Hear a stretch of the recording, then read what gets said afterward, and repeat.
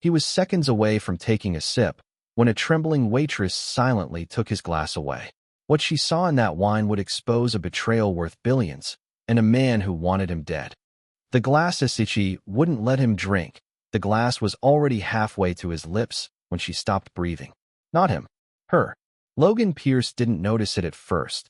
The way the air around his table seemed to tighten. The way something invisible had slipped out of rhythm inside a room designed for perfection. At Aurelio, nothing ever felt out of place. The lighting was warm but precise.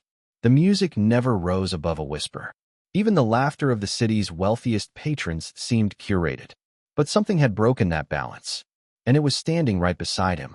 The waitress froze mid-step, a silver tray in her hand, her posture locked in a way that didn't belong in a place like this. Her name tag read Sophie Lane, but Logan wasn't looking at her name. He was looking at her eyes. They weren't on him. They were fixed on the wine, on his glass, and there was something in that look that didn't belong in a restaurant. It wasn't confusion. It wasn't distraction. It was recognition, like she had just seen something she couldn't unsee. Logan's hand stopped. The rim of the glass hovered just short of his lips. He didn't know why he paused. He just did. In his world, hesitation was expensive. It cost deals, leverage, power. And Logan Pierce had built Pierce Global by never hesitating. Not in negotiations, not in risks, not in decisions that others were too afraid to make. But this wasn't a boardroom. This was instinct.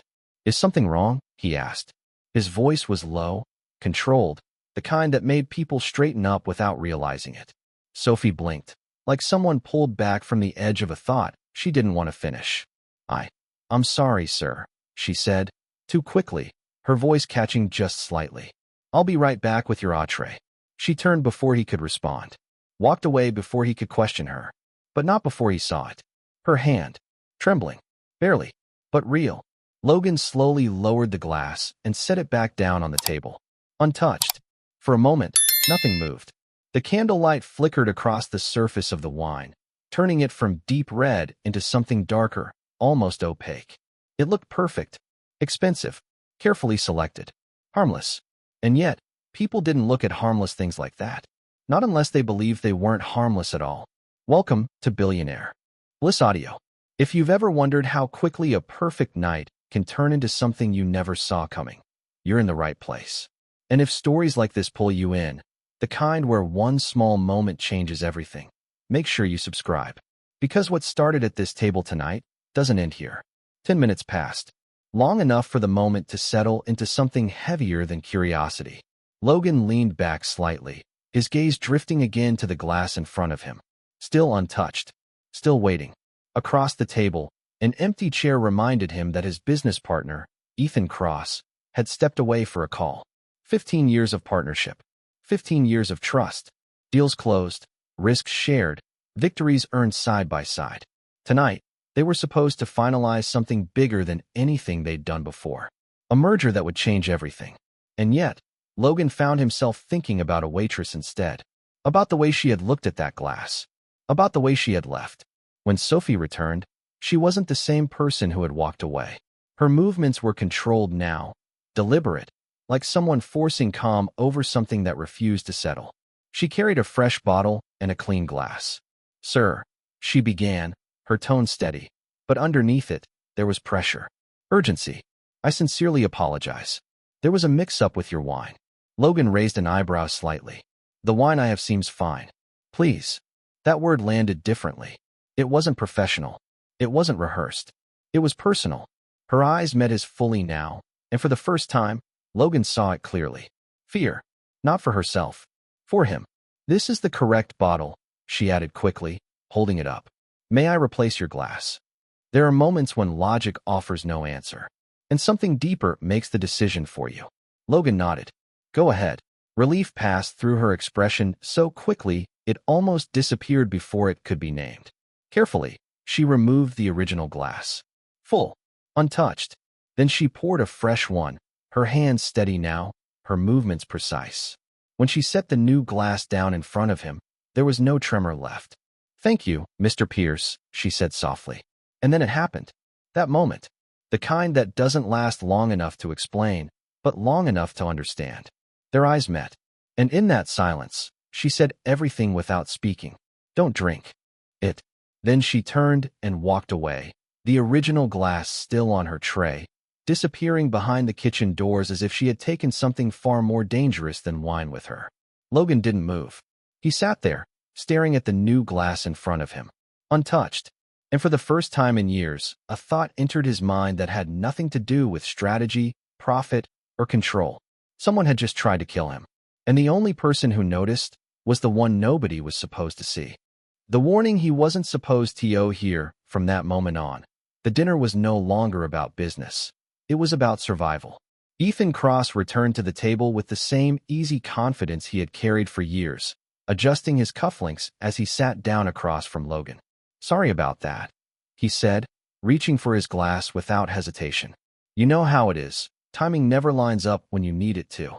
Logan watched him. Not casually, not as a friend, but as someone trying to see what had always been there and somehow missed. Ethan took a sip of his wine, completely at ease, as if nothing in the world could possibly be wrong. The movement was smooth, natural, familiar, too familiar. "So," Ethan continued, pulling a folder from his briefcase. "Where were we?" "The merger terms. We're almost there, Logan. Just a few final details." His voice filled the space between them, steady and persuasive. The same voice that had built trust over 15 years.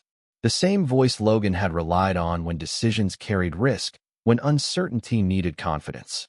And yet, Logan barely heard him. Because his attention kept drifting to the kitchen doors, to the memory of Sophie's eyes, to the untouched glass still sitting in front of him like a question he couldn't ignore. Something had happened. Something deliberate. And the only person who had reacted was the one with nothing to gain. 15 minutes passed before Logan made his move. He caught Sophie's eye across the room, not by accident, but with intention, and gave the smallest gesture, subtle enough that no one else would notice. She hesitated, just for a second. Then she walked toward him. Professional, controlled. But when she stopped at the table, Logan could see it again.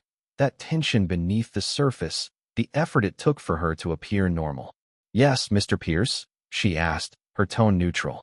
Logan didn't look at Ethan. He kept his voice low. "What was in that first glass?" Sophie's expression faltered. Not dramatically, just enough. "I'm sorry, don't insult my intelligence." Logan interrupted quietly, not harsh, but firm enough to stop her. "You replaced it for a reason. I need to know why." Silence stretched between them, thin and fragile. Sophie glanced around quickly, making sure no one was close enough to hear. When she spoke again, her voice was barely above a whisper. "I can't talk about this here." Logan's jaw tightened. "Then give me something."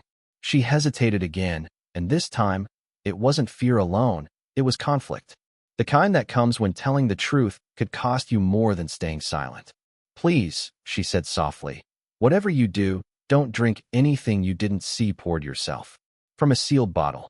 Logan felt something cold settle in his chest. Why? But she was already stepping back. "And be careful who you trust." That was it. No explanation. No details. Just a warning that carried more weight than any answer could have. She turned and walked away before he could stop her. Across the table, Ethan leaned back slightly, studying Logan now. "Everything all right?" he asked. Logan met his eyes. For a moment, he saw what he had always seen. His partner, his equal, the man who had stood beside him for over a decade. And then, just beneath that, something else. Or maybe it had always been there. "Fine," Logan said. But the word felt empty. Because now, everything had changed.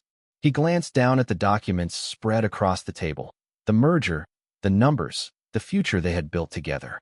And then, slowly, almost without meaning to, his gaze shifted to Ethan's wrist. The watch. Silver.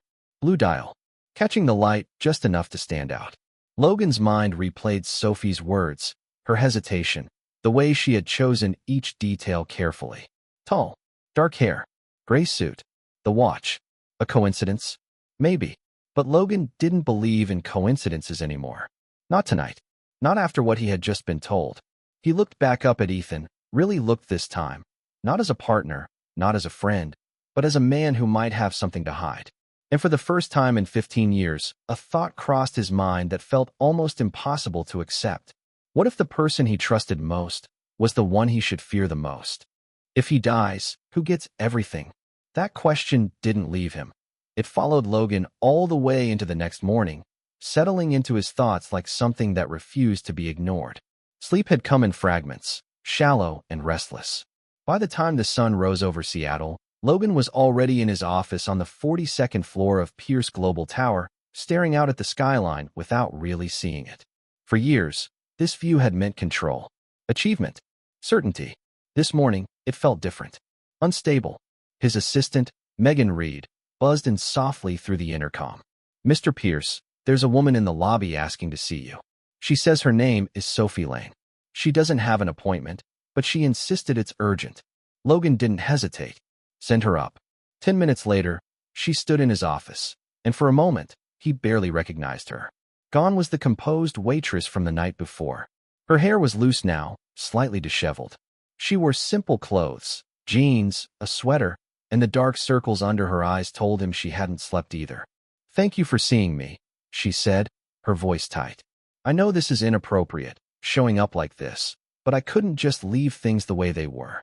Logan gestured toward the chair across from his desk. "Sit. And this time, tell me everything." She did. Not dramatically, not with embellishment, just quietly, like someone replaying something they wished they hadn't witnessed. "I saw someone put something in your glass," she said. "Last night. You and your partner were both looking at the menu. He walked up behind your table, like he belonged there. He took out a small vial, poured it into your wine, and left." Logan felt the words more than he heard them. Cold, precise, final. "Describe him."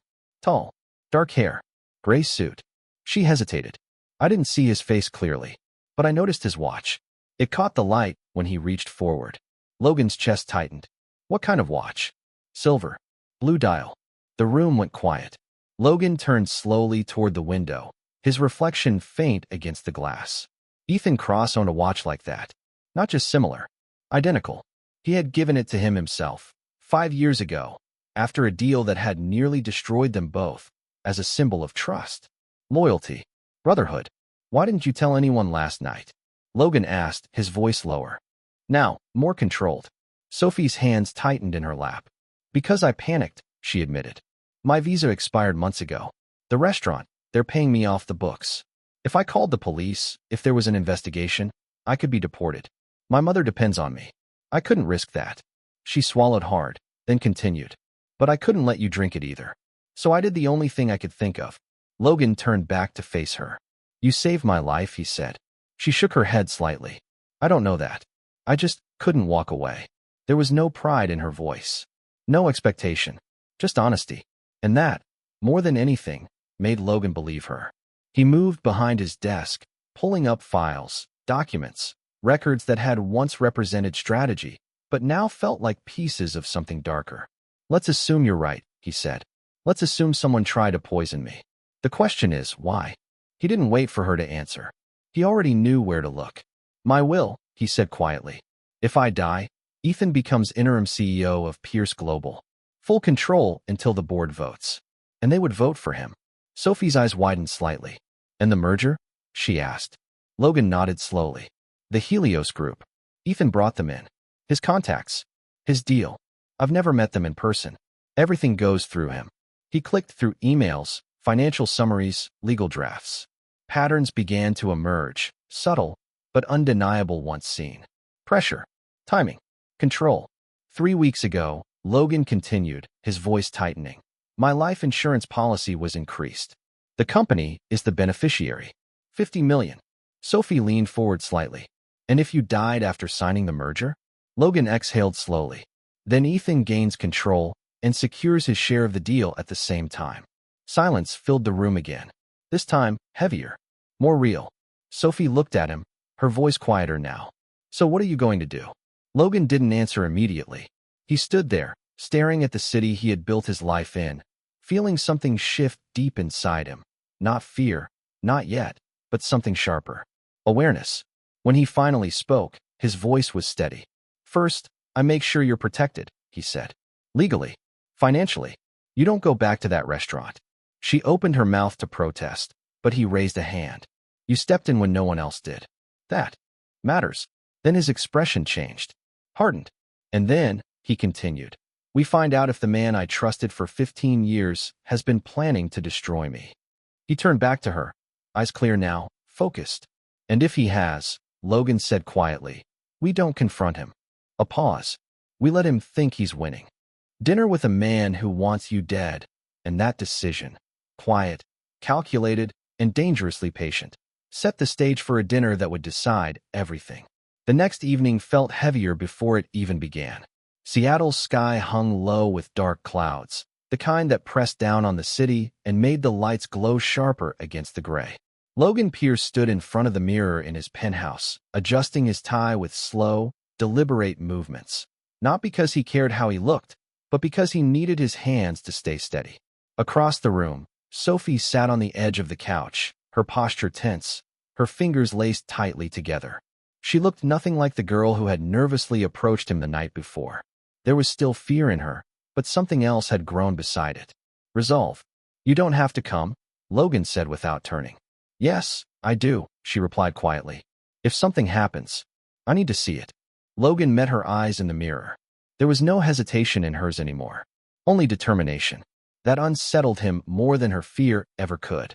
Daniel Cross, his head of security, stood near the window, calm in the way only someone who had seen real danger could be. Everything's in place, Daniel said. I'll be at the bar. Clear line of sight.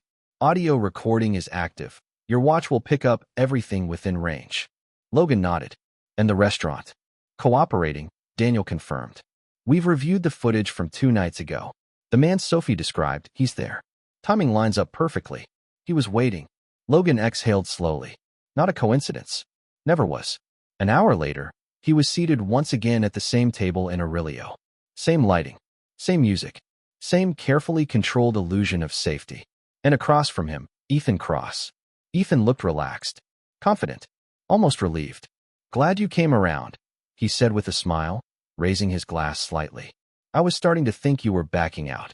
Logan mirrored the gesture, but didn't drink. Just needed time to think, he replied. It's not a small decision. Ethan nodded approvingly, reaching for his briefcase. I understand. But trust me, this is the right move. The Helios group is ready. Everything's lined up. His voice was smooth, familiar, convincing. The same voice Logan had trusted for years. From 3 tables away, Sophie sat alone, pretending to scroll through her phone, but her eyes flicked up more often than she realized. At the bar, Daniel appeared relaxed, but Logan knew better. Everything was being watched. Everything was being recorded. And still, nothing happened. No sudden movement. No suspicious reach toward his glass. No visible sign of anything out of place. For a moment, doubt crept in. What if they were wrong? What if this was all paranoia built on coincidence? Ethan leaned forward slightly, placing the documents on the table. Let's finish this, he said. We've come too far to hesitate now. Logan looked down at the papers. Years of work. Billions of dollars. A future that had once felt inevitable. Now it felt like a test. Ethan stood suddenly. Give me a second, he said. Restroom. Logan watched him walk away, his mind racing. Every instinct told him something was still coming. He just couldn't see it yet. When Ethan returned, there was a subtle shift in him. Not obvious. Nothing that would raise suspicion to anyone else. But Logan saw it. Tension. Hidden behind confidence. I just got off the phone with Helios, Ethan said, sitting down. They want confirmation tonight. They're pushing hard. That seems fast, Logan replied. Opportunity doesn't wait, Ethan said quickly. Neither should we. Their eyes met. For a brief moment, something flickered between them. Not friendship. Not trust. Something colder. All right, Logan said finally. He reached for the pen. From across the room, Sophie's breath caught. At the bar, Daniel straightened slightly. Logan lowered his head and signed. His name. Clean. Decisive. Final. As he slid the papers back across the table, he caught something in the reflection of the wine glass beside them. Ethan's face. But not the one he knew. This one was different. The warmth was gone. In its place, something sharp. Calculating. Triumphant. Like a man watching a plan fall perfectly into place. Excellent, Ethan said, gathering the documents quickly, unable to fully hide his satisfaction. You won't regret this. Logan leaned back slowly. He didn't respond. Because in that moment, something became painfully clear. The danger hadn't passed. It had just begun. And whatever came next, Ethan had already been waiting for it. He didn't kill him. He destroyed him instead, and whatever Ethan had been waiting for, it didn't take long to arrive. 3 days. That was all it took for Logan's world to begin collapsing. Not with violence, not with another poisoned glass, but with something far more precise. Reputation. It started with a notification, then another, then a call from Megan, her voice unsteady in a way Logan had never heard before. "Turn on the news," she said. He did. And just like that, everything shifted. The headline filled the screen in bold, unforgiving text. CEO of Pierce Global under investigation for financial fraud. Logan didn't react immediately. He just stood there, remote in hand, watching as the narrative unfolded without him. Sources indicate that millions of dollars have been funneled through offshore accounts linked directly to Logan Pierce. Documents bearing his authorization signature. Federal authorities expected to proceed with charges. Each word was delivered with calm authority. Each sentence felt constructed, not discovered. Behind him, Megan stood in the doorway, pale. "This isn't real," she said quietly. "It can't be." Logan exhaled slowly, setting the remote down. "No," he said. "It's not." But that wasn't the problem. The problem was, it looked real. His phone rang. "Ethan." Logan stared at the screen for a moment before answering. "Logan." Ethan's voice came through, layered with urgency, concern, perfectly measured. "I just saw the news. This is insane. I've already contacted legal. We'll handle this together." "We." The word landed differently now. "Will we?" Logan replied. A pause. "Not long, but long enough." "What's that supposed to mean?" Ethan asked, his tone tightening just slightly. "Where are you?" Logan said. "At my office." "Stay there. I'm coming." Logan ended the call before Ethan could respond. He turned slowly toward Megan. "Clear my schedule," he said. "Everything." As she moved to comply, Daniel Cross stepped into the room, already aware. "It's happening," Daniel said. Logan nodded. "He's not trying to kill me anymore," Logan replied. "He doesn't have to." Daniel crossed his arms, thinking. "He's burying you instead," he said. "Financial crimes. That's cleaner. Removes you from the company without raising suspicion. And once I'm out," Logan added, "he steps in. Controls everything. Cleans it up from the inside." Sophie stood near the window, silent until now. "So the poisoning," she said slowly. "That was just the first option." Logan looked at her. "Yes. And this," she continued, glancing at the screen still replaying the accusations. "This is the backup plan." The room fell quiet. There was something deeply unsettling about it. Not just the plan itself, but how carefully it had been built. Layered. Flexible. Designed to succeed either way. Kill him. Or destroy him. Either path led to the same outcome. Control. Logan ran a hand through his hair, pacing once across the room before stopping. "We need proof," he said. "Not suspicion. Not instinct. Something that ties him directly to all of this." Daniel nodded.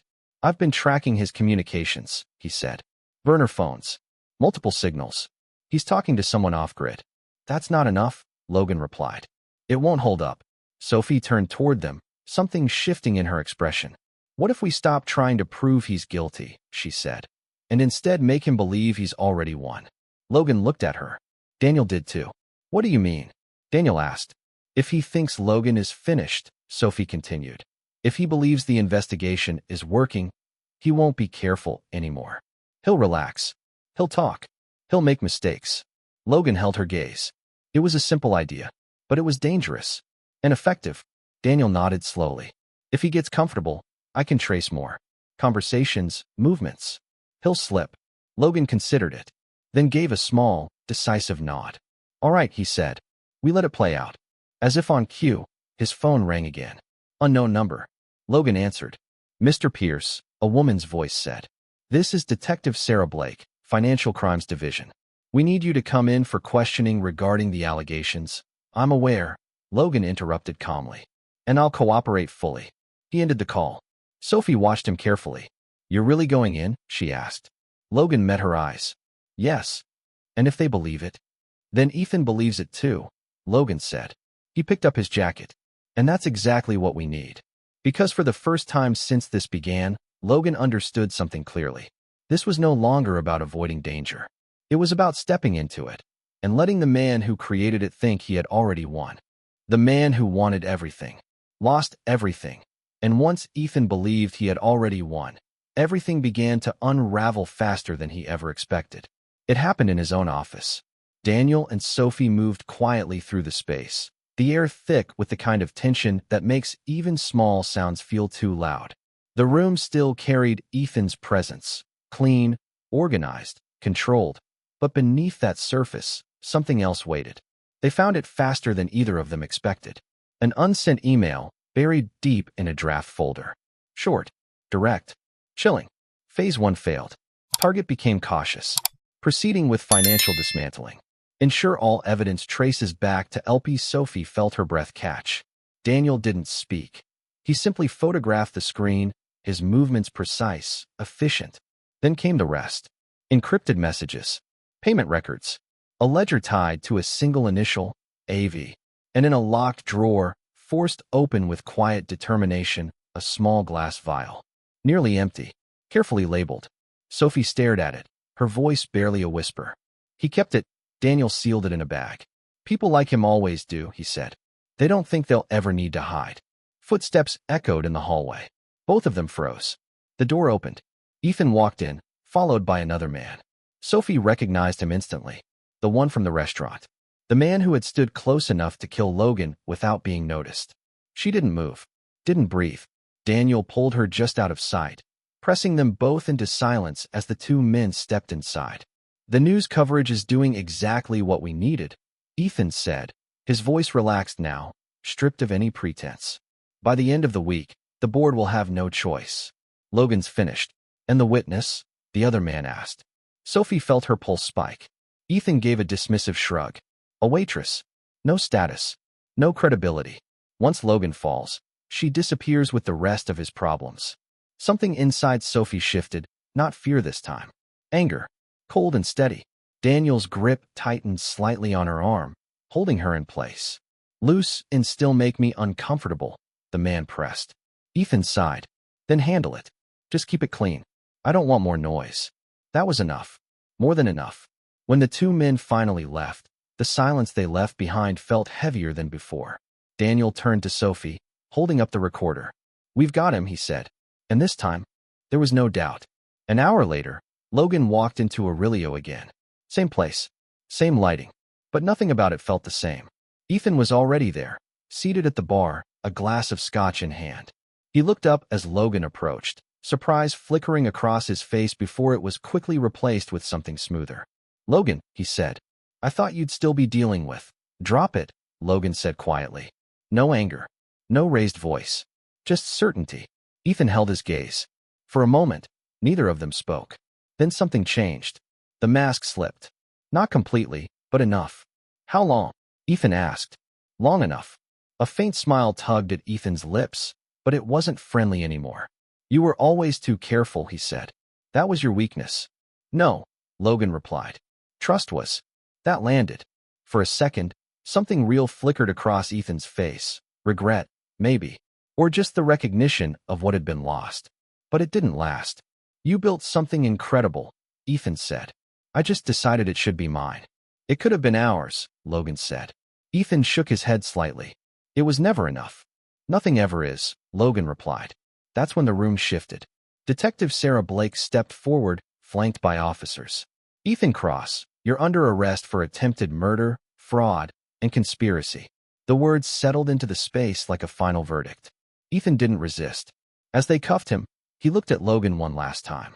Not with anger, not even with hatred, but with something quieter. I was close, he said. Logan nodded. Not close enough.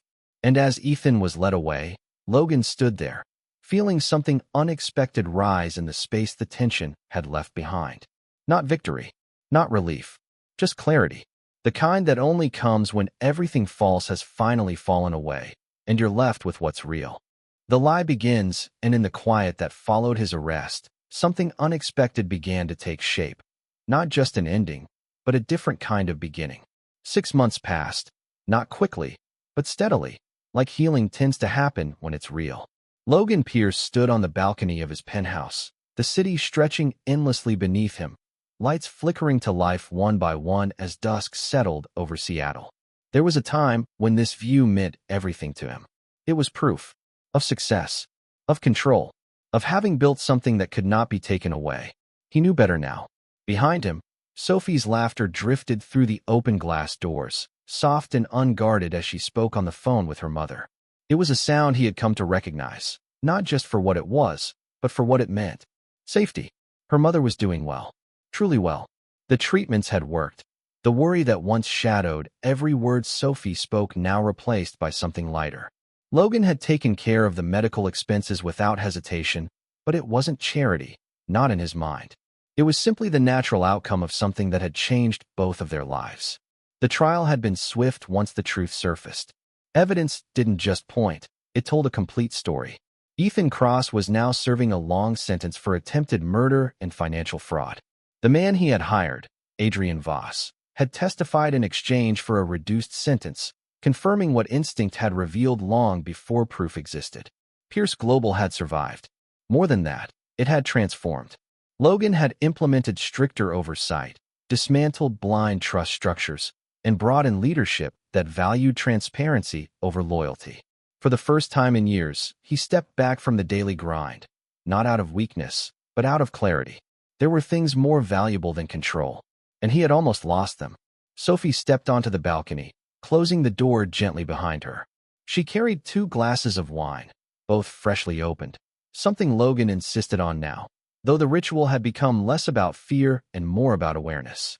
"Your reputation precedes you," she said with a soft smile, handing him a glass.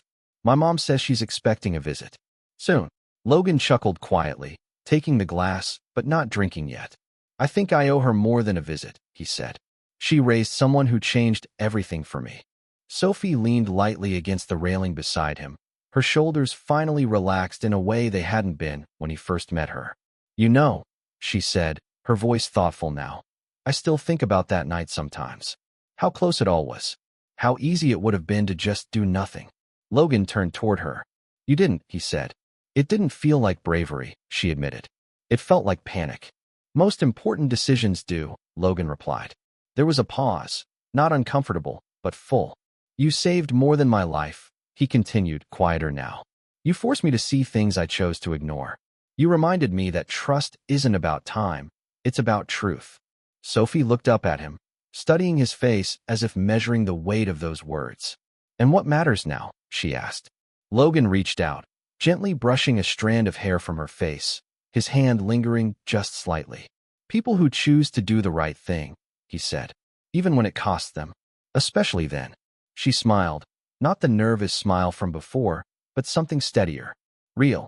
Careful," she teased lightly. "You're starting to sound like someone who's learned a lesson." "Maybe I have," Logan said. "Or maybe I just finally paid attention." The sun dipped lower, casting the city in gold and shadow, the skyline no longer something to conquer, but something to appreciate. Logan raised his glass. "To new beginnings." Sophie lifted hers, her eyes meeting his. "To paying attention." Their glasses touched softly. Below them, the city moved as it always had. People making choices, taking risks, missing things, or noticing them just in time. And somewhere in that endless motion was a truth Logan would never forget. That everything can change in a single moment. Sometimes not because of power, not because of strategy, but because one person, who had every reason to stay silent, chose not to. What began as a quiet, almost forgettable moment, a trembling hand, a replaced glass of wine, unfolded into something far deeper than danger alone. It revealed how fragile trust can be, even when it has been built over years, even when it feels unbreakable. Logan Pierce had everything a man could measure success by: power, wealth, influence, but none of those protected him from betrayal. In fact, they made him a target for it. And yet, in the same moment that exposed the worst in someone he trusted most, it also revealed the best in someone he would have otherwise overlooked.